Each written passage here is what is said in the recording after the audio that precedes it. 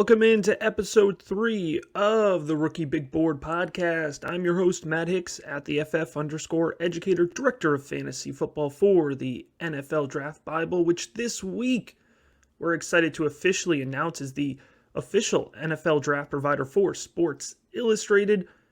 On today's episode of the podcast, we're going to be building a big board of our top non-Power 5 prospects. I have 9 players that I am excited to dig into on today's podcast episode. If you're not familiar with the podcast, what we do here is every episode we build a big board breaking down the fantasy football value of the incoming rookie class in a unique way. This is episode 3, so it is still a pretty young podcast, and on the last couple episodes, I've been asking you to please support that new podcast by leaving a 5-star review. Now, I want to take a second to give a shout out here to J.R. McMillan 5544, who did give the podcast a 5-star review. He called it a total package. Said, Matt, that's me, does a great job of breaking down stats, metrics, film, and context for rookie players. It's everything I'm looking for on rookies, and I'm looking forward to a lot more episodes to come. Well, J.R. McMillan 5544, I really appreciate that review, and I really look forward to breaking down more episodes as well. So I'm going to continue giving shout-outs here in future episodes for 5-star reviews. So if you could please go ahead and give that review on Apple Podcasts or Spotify. And if you're watching on YouTube, listening on whatever podcast provider you are, if you could go ahead and hit subscribe, I would really appreciate that. Now, on today's episode, I mentioned we're going to be breaking down Power 5, non-Power 5 players. In every episode, we started off with a question from the patrons. Now, this question is really good. It's coming in from Ash, and Ash was a day one patron supporter. So I'm excited to get to your question. Super active in the Slack channel. And by the way, if you want access to the Slack channel and access to the Rookie Big Board itself, as well as Dynasty rankings, Devy rankings, I'm actually going in and updating my Devy rankings to catch up with the transfer portal and all the incoming young guys right after I'm done with this episode. So if you want access to that, it's patreon.com/thefeducator. And for this particular episode, we're going to be answering Ash's question, which is how much, if any, do you adjust your ratings or rankings due to the assumed less level of competition when evaluating group of 5 prospects? And Ash, it's a perfect question because, like I said, we're going to be building a big board here in a minute of 9 players from the group of 5 and FCS levels. So let's go into a little bit of the process here when it comes to evaluating group of 5 guys. Now, the biggest challenge right off the bat is going to be that there's less tape. There's just less tape for group of 5 guys. I'm not going to pretend like that's not true. With a normal tape evaluation, I prefer to have between 4 and 6 games of tape on a player. For me, that's a comfortable level, and that's when I'm going to feel most comfortable in my tape review. Now, for Power 6 players, or Power 5 players, I should say, most of the times we can get that 4 to 6 games. That's pretty solid. Sometimes it's 3 games, but it's usually 4 to 6. For some guys, it's 8 to 10 games, depending on how long I've been watching them for.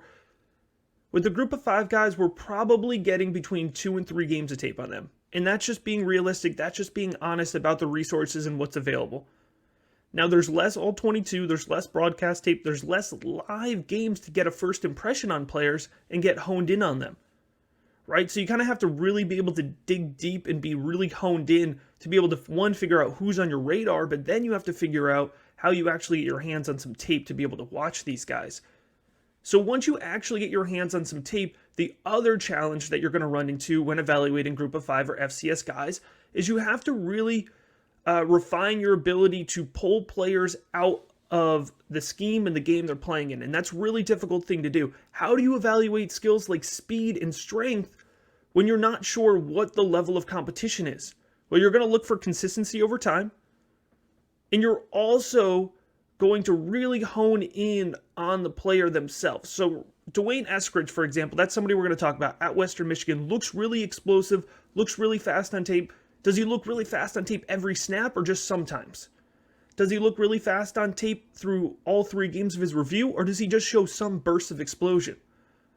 Because if a player just looks bursty or has some level of explosion sometimes, that might be an indication that that defensive back he's playing against that week, there's a reason that he got recruited into a group of 5 school, right? So you're looking for consistency, you're looking for production over a 2 to 3 year period, and consistent production over a 2 to 3 year period. Every player we break down and put on the big board, we talk about the production, and I'll try to point out when that production is consistent over time. So without digging too far into it, that consistency is something that you really want to see on tape when it comes to the group of 5 guys. One of the other things you're also going to look for is some raw traits. Why are they at the group of 5 schools? Why are they at an FCS school? Maybe they were late to develop their body size. Maybe they were late to pick up football. So are they really athletic? And can that raw athleticism overcome some of the challenges that come along with watching their tape, right? You're banking on upside a lot of the times when you're going for a group of 5 guy. And we're going to talk about that. Quintin Morris is a really good example of that, the tight end out of Bowling Green. He's actually going to be the first player on our big board here. Now, other things that you can look for to help your confidence level in evaluating a group of 5 guy. If they receive an invitation to the Senior Bowl, big ups, all right? That is this week, Senior Bowl week. So if they're at the Senior Bowl, that's a nice bump in the rankings, even if they're at the East-West Shrine game. East-West Shrine, Senior Bowl, they're probably getting drafted, which means the NFL cares about them. And also, if you have the ability to keeping your ear on the ground for guys in the NFL draft circles, that's an advantage that I have when I'm breaking down tape, and I'm able to kind of, at times, lend a little bit of insight into the process for that. So for me personally, at some point, you have to figure out who you trust. And when I hear certain guys give me that insight, then I'm willing to go ahead and have a little bit more confidence in what I'm seeing on tape. So I will never actually drop down their grade, but it will affect the level of confidence that I have in their evaluation itself. Really good question, Ash. I really appreciate that. Every episode we start with a question from the Patreon Slack because this podcast is powered by patreon.com/theFFeducator. By the way, the support has been ridiculous over the last couple weeks. I really appreciate that, and I would love to see more folks come in on it, get access to the bonus episodes of the podcast, the Devy rankings, the rookie big board itself, up to 169 prospects, currently with 67 completed rookie tape reviews already, and we're going to try to get all 169 of those guys with tape reviews. So I'm really excited about that, and I'm glad people are appreciating the grind because it is grind time. So now let's go ahead and let's build this big board. Again, we are building a big board of 9 players that are the top non-Power 5 prospects currently ranked on the rookie big board itself. So I'm lending you some access, some insight on the big board itself. And we're going to start off here with number 9. That's Quintin Morris, the tight end out of Bowling Green State. I mentioned him when talking about Ash's patron question submission. Now, Quintin Morris is currently 75th overall on the rookie big board. He's tight end 8. 6'3", 233 pounds. Now, he's got that hybrid size when it comes to the tight end position, specifically for fantasy football. Remember, the rookie big board is specifically ranked for fantasy football. That has to make your eyes perk up because that raw athleticism that comes along with Morris's game, it gives him the potential to be an effective pass-catching tight end at the next level. We're banking on potential, especially once we start getting into the 70s and 80s. I know I rank 170 fantasy football guys because I love this way too much, right? But at 75, you're in round 8 of your fantasy football draft, right? So you're banking on some potential. Now, I expect Quintin Morris to continue to gain momentum. If I had to tell you right now, I bet he finishes in the 50s on the rookie big board once we get through NFL draft weekend because I think he's going to end up going higher than folks think. I have him currently pegged as a day 3 guy, but I think after the Senior Bowl, he's going to push his way to high day 3, maybe rounds 4 or 5. And I think he's going to catch the attention of guys, especially if he gets to land in a spot where he's the tight end 2, right? He can come in, play right away, and be a more athletic type guy. He has consistent hands, he speeds up quick for his size, and he has enough fluidity to catch your eye watching on tape. So when it comes to looking at Quintin Morris's tape, it's that raw athleticism that's going to catch our eye. 1,413 yards on 117 receptions and 11 touchdowns over the past 3 seasons. Sophomore, junior, senior year at Bowling Green State, he's a consistent contributor at the tight end position.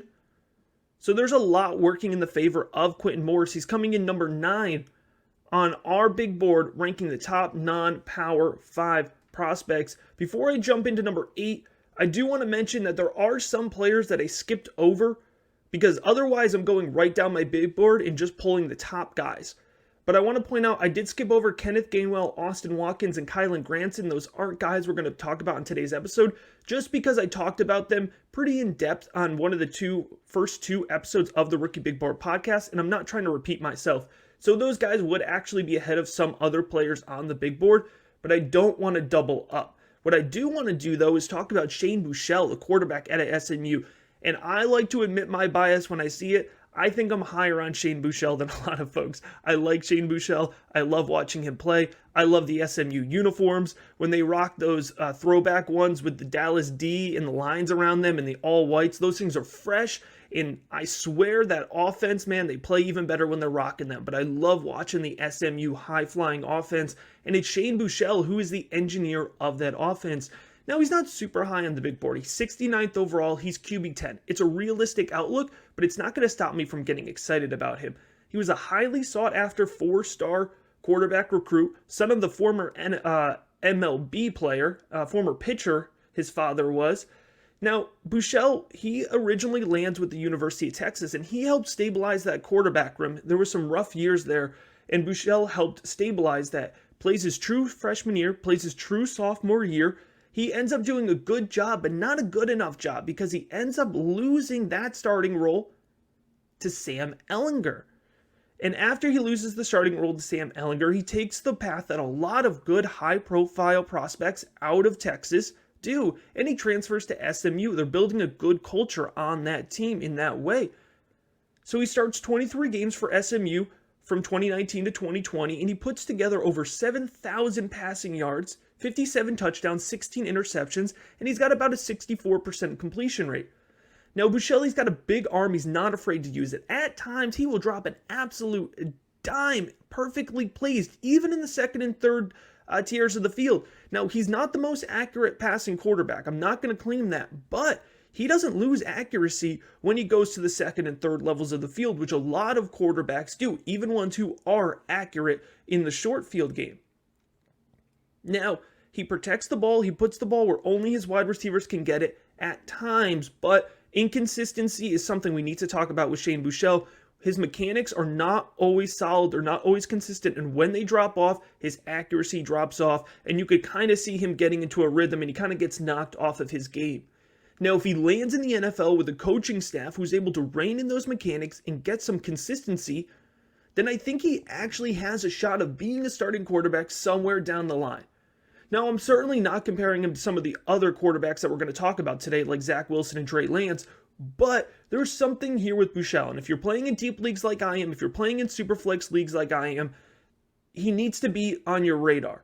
He's 6'1", 205. The size is working a little bit against him, but we've seen the NFL start to shove that to the side. He has that East-West Shrine Bowl invite that I was talking about is really key. So deep league stash, superflex league stash. I like Shane Buechele. You weren't going to catch me building a big board with my top non-Power 5 prospects and not have Shane Buechele in it. Jumping on to number 7 here, it's Cade Johnson, the wide receiver out of South Dakota. Now, Kade Johnson, 5'9", 180. He's a versatile weapon. You may not have heard of Cade Johnson. South Dakota is not the Dakota that usually gets the hype, but I like Cade Johnson. I think he's a versatile athlete. He returns kicks as well. I think he's going to make an NFL roster. Now, I will say he's a day 3 guy. He's probably going to make an NFL roster at first as a special teams guy. So you might have to wait a little bit for the impact on your fantasy football rosters, but I think he has the potential to make that impact. He's quick, fluid mover.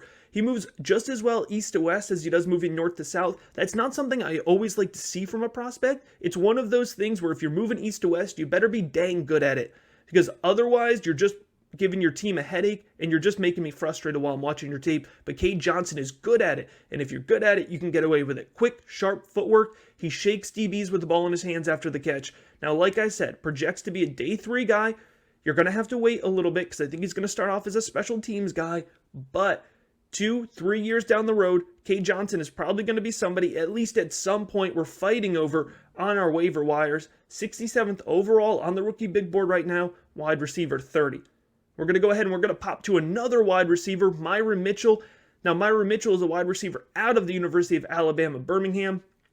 He's right next to Cade Johnson, just ahead of him on the big board, 66th overall, wide receiver 29.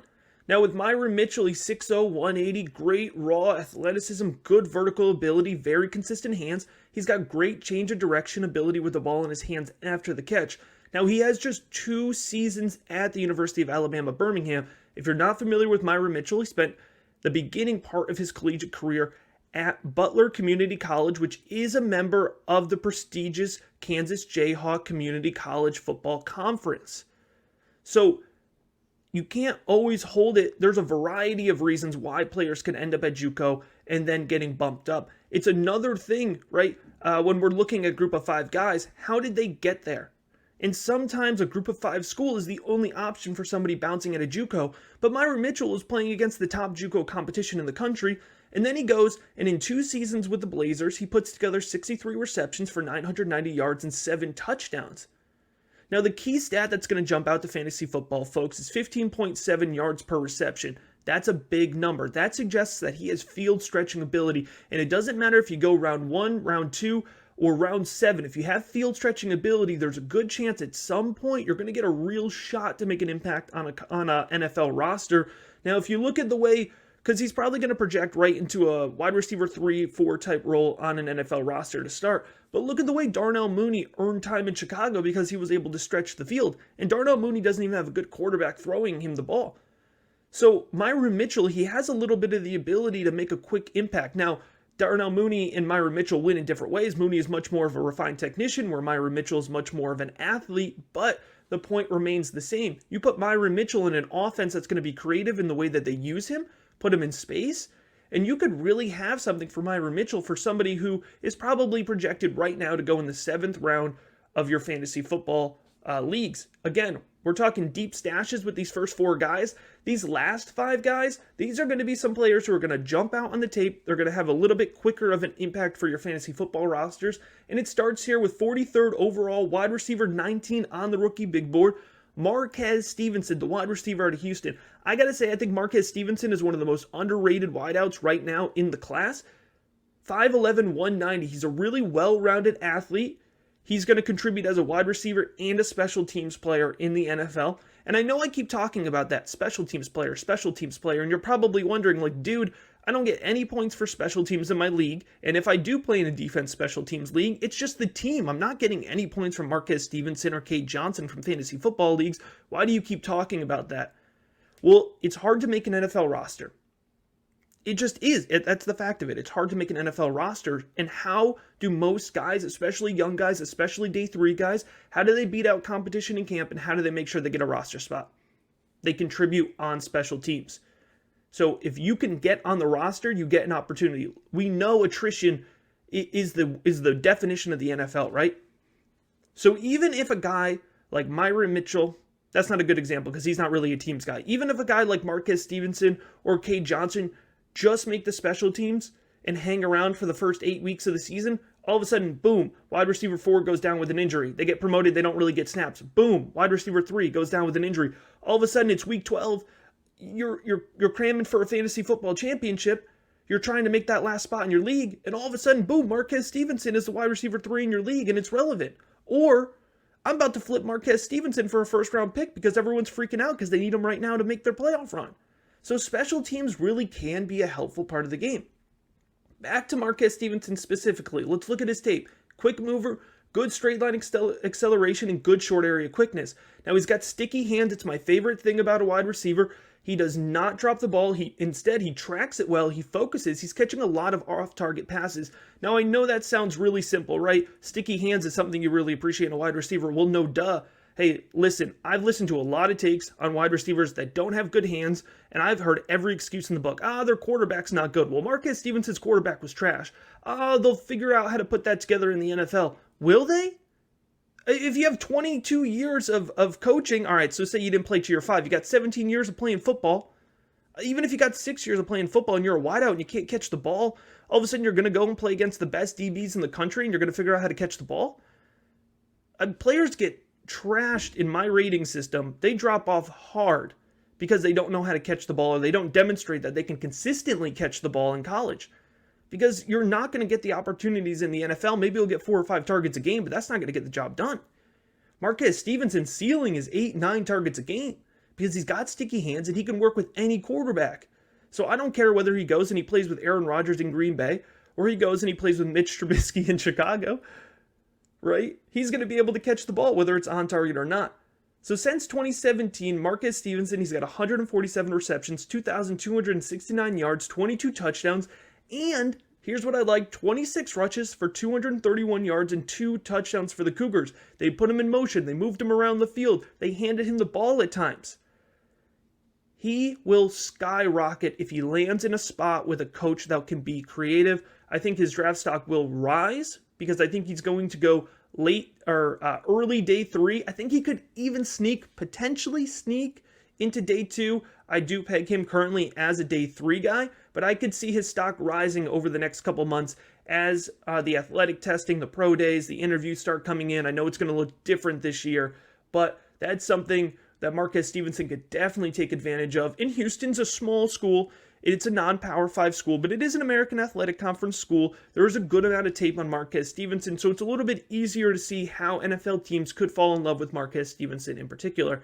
Now, I don't care if NFL teams fall in love with this next guy because I've already fallen hard for him as a fantasy football player, as a guy who is going to be on my rosters. I'm going to draft him in every third round in every league. So my league mates who are listening to this, please don't be jerks. Don't take Jaret Patterson higher than the average league because I want him on my team. 39th overall currently on the rookie big board. He's running back 12. I know some folks are high on Jaret Patterson. That's probably the highest that I've seen, or that ballpark, but he's a day 3 steal. This is the big one on the podcast. Jaret Patterson, day 3 steal. You'll notice he's actually going to be the only running back on our list today. Now, part of that is non-complete tape reviews. So there's a bunch of group of 5 guys that could have fit into this category, but I haven't finished their tape reviews. And I did a lot of wide receivers. I still have some running backs to watch, but the running backs from the group of 5, they just don't pop as consistently for me. Jaret Patterson, this man pops. Powerful, tenacious runner. He's not afraid to hit the hole hard. Great contact balance. Swipes defenders off of him without flinching. Agile runner that can start and stop quickly. Let's tie this back to the opening question of evaluating group of 5 guys. You have to look big on tape in the group of 5 to be a running back who I'm going to give a high strength and contact balance score for. It's not breaking one tackle. It's not falling forward over a MAC linebacker. Jaret Patterson absolutely destroys MAC linebackers. It takes 4 to 5 guys at times to bring him down. His contact balance is ridiculous. You can go right at his knees, you could dive low on him, and he's still going to drag you forward. You have to square up against, as a MAC linebacker or as a MAC safety, you need to square up on Jaret Patterson, and you need a buddy to help you in order to bring this guy down. So that's how he pops out. His strength numbers do not drop for me. He's got good strength numbers. He's got good contact balance numbers. And those are good. Those are highly weighted categories in my fantasy football evaluation model here. Now let's look at the stats. I mentioned production over time is something that's really important for me for group of 5 guys. Let me give you production over time with Jaret Patterson. He led the MAC in rushing in both 2019 and 2020. 3,884 career yards on 52 touchdowns on 636 attempts. Here we go. Ready? Average 7.6 yards per carry in 2020 on just 141 attempts. I know, yards per carry, not the most dependable number for fantasy football value translation. Okay, let me give you some more numbers here. He scored 19 touchdowns in both 2020 and 2019. Now think about this. What's the biggest difference between 2019 and 2020? The amount of games played. Jaret Patterson played 7 less games in 2020, and he still scored 19 touchdowns, the same as he scored in 2019. Jaret Patterson averaged more than 3 touchdowns per game in 2020. That is ridiculous. He's a day 3 player right now. I think he is going to go day 3 in the NFL draft. I feel pretty confident about that. But how often do we see day 3 guys smash in the NFL once they get the role? He's a guy, he's probably going to need 15 to 20 touches to be fantasy football relevant. But I am willing to confidently say that at some point in the next 3 years, Jaret Patterson is going to be fantasy football relevant. Maybe it comes sooner. Maybe we have to wait longer. But he's somebody who I'm really excited about. Now, also really exciting, I currently have added to the rookie big board ADP. ADP for the 2021 rookie class is finally here. We have some early ADP, and we're actually going to double the amount of drafts for next week. We're going to double the amount of drafts that inform the ADP. So we'll have a really good sample size. But the early average draft position for Jaret Patterson in the rookie mock drafts ADP, which by the way is compiled by NFL Draft Bible, he's 404. In the 4th round, Jaret Patterson is a steal. I'm not going to let him fall out of the third round in my rookie leagues, but I know other people will, and I am going to benefit from that. Now, a big riser here over the last couple weeks, and he's coming in at number 3 on the rookie big board for me, is Dwayne Eskridge, the wide receiver out of Western Michigan. This is somebody who, if you're really honed in on Twitter, you're probably seeing Dwayne Eskridge blow up. And I got to be honest, I'm the first one when I see everybody on my timeline start, bumping out the same guy. I'm like, all right, this is just groupthink. This is just groupthink. So I actually put off Eskridge tape for a couple weeks. I was like, let's let this settle. Let's let me really kind of pull myself into a vacuum and not just get hype on a player because other folks are. But I got to tell you, I flipped on the tape, and there's reason to be excited. 33rd overall right now on the rookie big board, wide receiver 14. By the way, wide receiver 14 in this year's draft class, that's not a bad spot to be. Now, he speeds up quick. He's a great downfield acceleration. He's got great downfield acceleration, twitchy athlete. He's comfortable with the ball in his hands after the catch. I really, really like his release off the line of scrimmage. Everybody's focusing on his explosion, which is good. His downfield acceleration, which is good. But I like the way he gets off the line of scrimmage quick. He's got powerful hands, and he beats DBs with that first step consistently, right? That's that key word, consistently. Now, he runs a sharp post route and a really convincing comeback route. So there's a lot I like when I look at Dwayne Eskridge. If you look at the numbers, 33 receptions for 768 yards and 8 touchdowns in 2020. That's just in 6 games.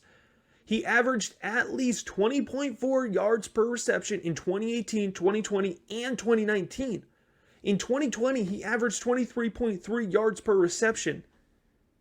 Now, I'm going to give you a rare player comp. You know I don't love player comps. Here's your rare player comp for me. The explosive play style, the acceleration, the release, Will Fuller. 5'9", 190, Will Fuller. I'm seeing it here with Dwayne Eskridge. That is a name that should get you excited from a fantasy football perspective. The only reason Will Fuller does not consistently ball out on a regular basis is because of the injury history, right? Because other than that, the traits really translate well to fantasy football. Dwayne Eskridge, number 3 on our big board of top non-Power 5 prospects. You know who number 1 and 2 are. You're just waiting to see what the order is. So I'm going to release that at the same time here on the YouTube video.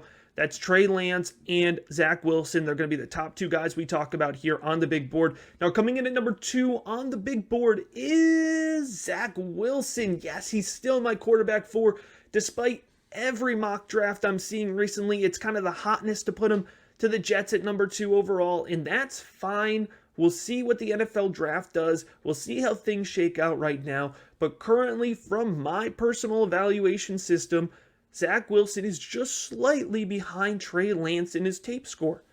Which, by the way, you have access to that tape score in the evaluation of all of these players with the rookie big board, which you can get at patreon.com/theFFeducator. Now, Zach Wilson, currently 11th on the rookie big board, QB4, 6'3", 205, meteoric rise in 2020, and that is not an understatement. I'm going to talk about his tape next, and then I'm going to talk about his stats, because I want to start by talking about his tape, because the stats, you're going to hear me going to get a little skeptical when I'm talking about the production over time for him, but I want to start with the optimism, because there's a lot to get excited about with Zach Wilson.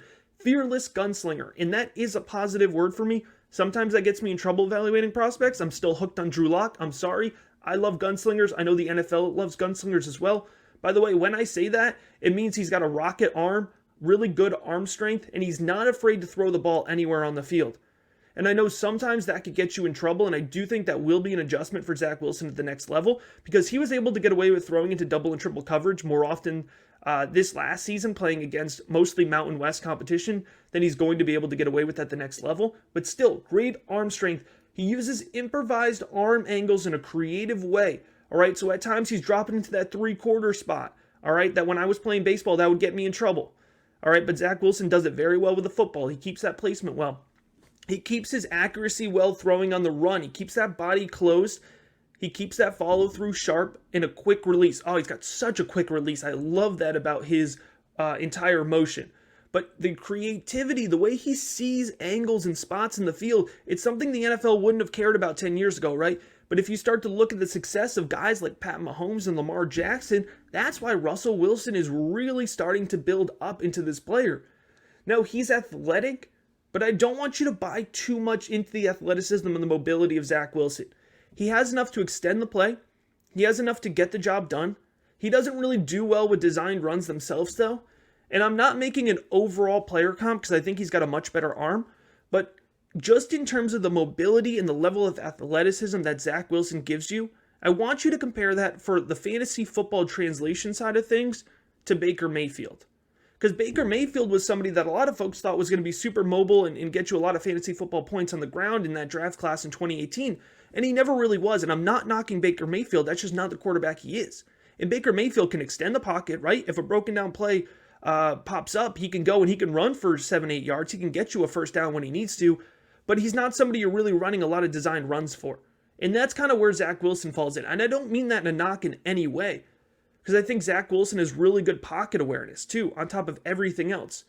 So other than at times inconsistent mechanics and just forcing the ball downfield a little bit, Zach Wilson, in just his 2020 tape, looks like a pretty surefire prospect. I understand why some folks I really respect have him as the quarterback 2 in this draft class.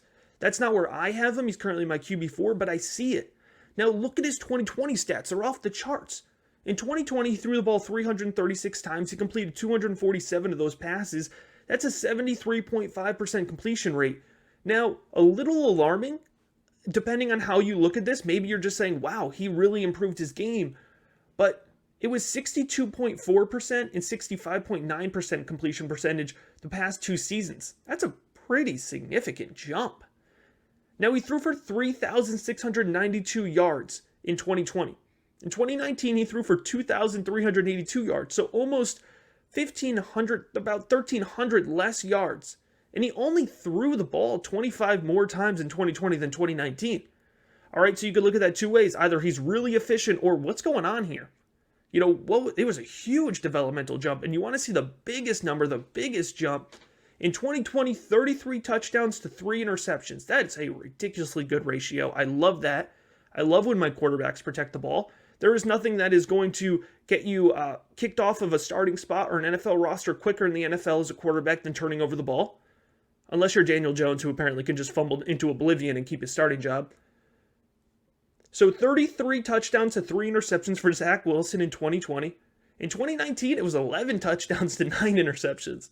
There's a lot of factors to come into this. I like when my players improve. I like when they develop. But I think that's an important thing to add into the Zach Wilson conversation that not a lot of folks are. He's still an early to mid first round NFL pick in my projections. I know a lot of folks have him right now going at 2. I don't think he'll end up being the second quarterback off the board, but I do expect him to go off the board in the top 10. Whether or not he gets up to QB2, QB3, or stays in QB4 in the rookie big board is going to depend on his landing spot. It's going to depend on the landing spot of Justin Fields. And it's going to depend on the landing spot of the number 1 player on today's rookie big board, the rookie big board of the top non-Power 5 prospects. And that is Trey Lance, the quarterback out of North Dakota State. He's currently 8th overall on the rookie big board. He's quarterback 3 on the rookie big board.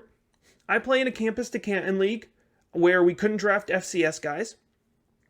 And I ended up with the 101. I actually have a pretty decent roster, but I ended up with the 101 because the injury bug hit me really hard. And, you know, I don't want to pretend like I did that good with the roster. I kind of built around Sam Darnold and Drew Lock. I thought one of those 2 guys would hit. We're still waiting on that. Anyways, I end up with the 101. I need some QB help to go along with Russell Wilson in a Superflex league. And somebody DMs me yesterday. It's like the 4th or 5th DM I've gotten about the 101 because people want Trey Lance. And they asked, all right, what's it going to take to get Trey Lance? And I told them to back up the Brinks truck, all right? Because you're not getting Trey Lance out of my hands unless you really give me an overwhelming offer. All right, 6'3", 221. We are projecting potential with Trey Lance over Zach Wilson. And I'm going to dig into that a little bit more here in a second, but I just want to point that out. With Trey Lance, you're banking on potential over Zach Wilson, who gives you a higher floor. Now, Trey Lance himself, he's got one of the best arms, if not the best arm strength in the class. He could push that ball easily 50 yards downfield, and he has rare accuracy in the deep field. At times, he leads wideouts with tremendous anticipation, especially along the sidelines. Deep third of the field, along the sidelines, those are spots it's hard for college quarterbacks to consistently be accurate at, and Trey Lance gets it there. Now, he is an athletic playmaker. He breaks a defender in space. He will smash a linebacker. I have seen Trey Lance take on linebackers. I know they're FCS linebackers. I don't care. They'll run a QB draw, and he will just run over this dude. He has good field vision when running with the ball in his hands. Now, he needs to clean up his mechanics. We've seen a lot of videos coming out, by the way, over the last week or two of Trey Lance with a really good release. It looks like he's really been working on that over the last year. Keep in mind, having a good release on tape in practice in shorts is not the same as doing it in a game, but I like to see that tightened up throwing motion because that was something that was really inconsistent on his tape. He needs to get a little bit more comfortable in the pocket. He felt pressure a little bit too easily at North Dakota State, and I think he actually may need a full season of sitting out in 2021 to really kind of come to his full potential. So we're going to really see what happens when it comes to his landing spot. And one of the things I want to see is I actually want to see Trey Lance sit for a year. So I would love to see him go to Atlanta and sit for a year behind Matt Ryan, one of my favorite quarterbacks currently in the NFL. But back to Trey Lance here. 17-0 as a starter for North Dakota State. 17-0 as a starter for North Dakota State. 2019 FCS national champion. They went undefeated that year. 66.9 completion rate. He threw for 2,786 yards and 28 touchdowns and zero interceptions for Trey Lance. He ran for 1,100 yards and 14 touchdowns as well that same season. This is dual threat ability. This is real dual threat ability. Now let's go back to what I mentioned when I led off with the conversation of Trey Lance. You're projecting potential with Trey Lance. And when it comes down to two quarterbacks or two anybody's who are close together and they have similar tape scores from me, I am going to take that player in rookie drafts that has the higher potential because floor is a made-up concept in fantasy football, especially when it comes to rookies. In Dynasty, in veterans talking about pros, when you have a larger sample size, floor is a legitimate thing. But when it comes to rookies, floor is a really overused concept because there's no guarantees. Trevor Lawrence is one of the best prospects in the last 10 years. There's no guarantees. So when you're especially at the quarterback position, my goodness, especially at the quarterback position. So when you're projecting and when you're deciding for fantasy football purposes who you're going to go with, you go for ceiling. Think about the folks that took Josh Rosen over Josh Allen. You're not feeling good. And everybody that cycle, Rosen, safe guy, good floor. Josh Rosen, safe. I have no Josh Rosen. I got a lot of Josh Allen. I love Josh Allen coming out because I saw the potential for him to develop as a passer. It was right there. And Josh Allen is going to score touchdowns in the goal line. I don't love player comps. I just said that earlier. But and I've heard some terrible player comps for Trey Lance. But if there's one quarterback who I'm willing to say he most reminds me of, it's Josh Allen. I see a lot of Josh Allen in his game. Big arm, mobile, not afraid to be physical with the ball in his hands, which means he could be a goal line type back. That's where Josh Allen gets a lot of his fantasy football value. So Trey Lance is somebody I'm really excited about. I don't care if he has to wait a year. I'm willing to be patient when going after Trey Lance. And Trey Lance is number one on our rookie big board today.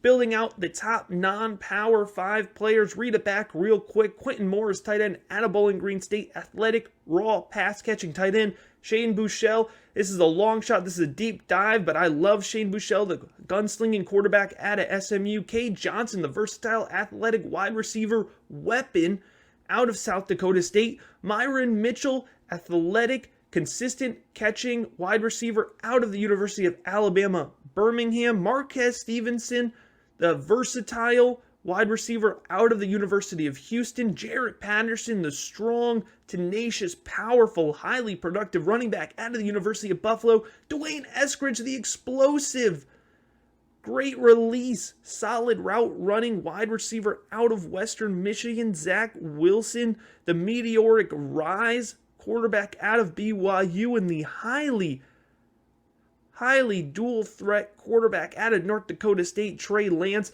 Listen, not everyone's going to dig into the group of 5. Not everyone's going to dig into the FCS. But that's what we do here on the Rookie Big Board podcast, and I really appreciate you listening. Please go ahead and subscribe. Leave a 5-star review if you're listening on Apple Podcasts. Leave a review if you're listening on Spotify. Please subscribe on YouTube. Leave that like, and you can get all of my content, patreon.com/ the FF Educator.